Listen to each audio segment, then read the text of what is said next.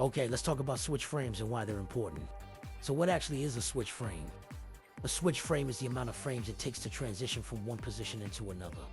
If you look at the skill info, you will see that standing will switch to crouching in 4 frames, and vice versa. You can shorten the switch to 2 frames by holding down, crouch forward or crouch back after you attack, and your opponent follows up with a punish. And then you can shorten the switch even more down to 1 frame by way of dashing from standing. So what is the importance of this?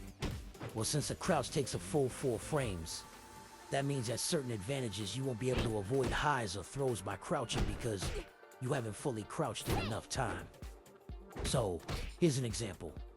This attack here is -9 and the punish is 12 frames. This is safe so I can block it no problem.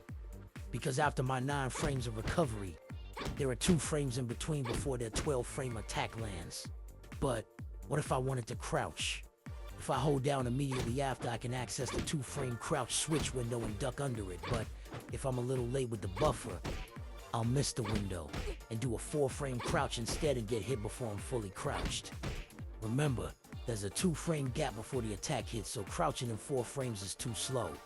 But if I use crouch forward or crouch back, no matter the timing, I'll evade it because it will always access the 2-frame switch. Alright? So what if we use a different attack that's -10 frames against the same 12-frame punish? What's the interaction like then?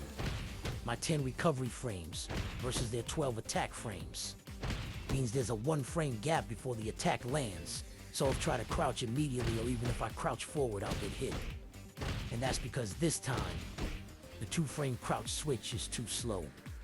And it makes sense that 2 is slower than 1. But we can still evade it though, because we can access the 1-frame crouch switch by inputting a wave dash.